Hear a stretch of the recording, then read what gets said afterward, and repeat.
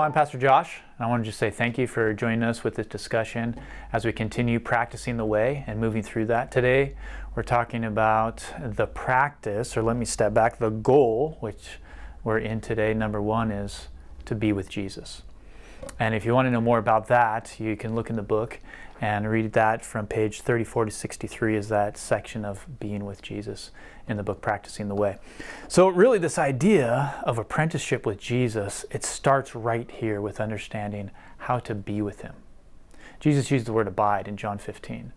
In some translations, remain. He says, abide in me and I will abide in you. Remain in me and I will remain in you. It all starts with us cultivating this withness to Jesus, learning to be with him, spending every waking moment aware of his presence and acknowledging his voice.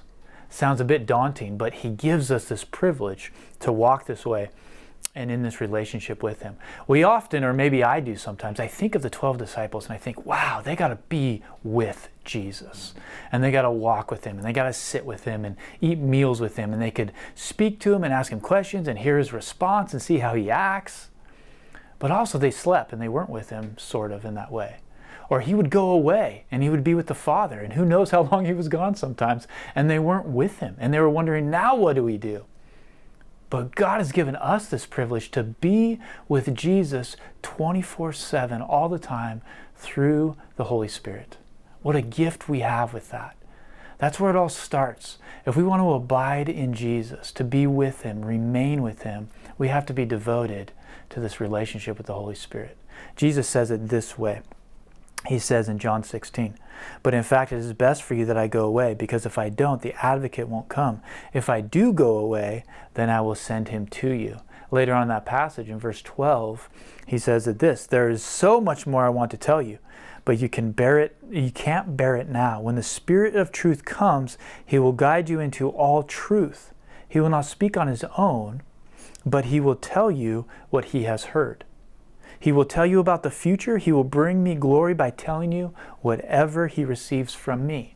So if we want to be connected to Jesus, connected to his words, connected to his presence, this is through the power of the Holy Spirit, through our relationship there.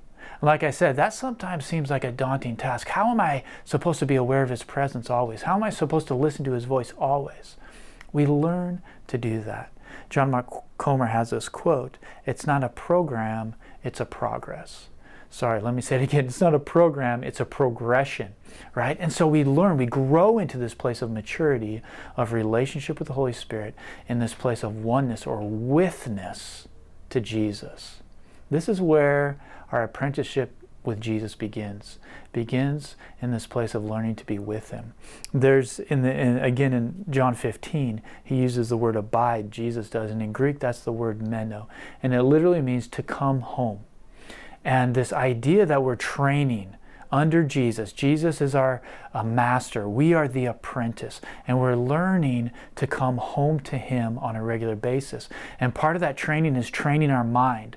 Think about the times when your task is over. Whatever that task may be, where does your mind go? Where does it want to abide? Does it want to abide in Jesus? Have you trained your mind to come home to Jesus, to dwell on those things that are good and right and pure and lovely and praiseworthy? Or does it want to dwell on something else? Maybe basketball, maybe something inappropriate, maybe whatever it is. Where does your mind want to go? Let's train it to abide in Jesus. Let's train it to come home to Jesus on a regular basis. Because the question isn't, are you abiding? You are abiding. We abide in something all the time. Let us practice abiding in Jesus, to be in that place of witness to Jesus. We are highlighting the practice this week of the Sabbath. John Mark Comer defines this as intentionally setting time aside, really a whole day. This time aside, not just to stop and rest, but also to delight and worship in the God who created us to be with him.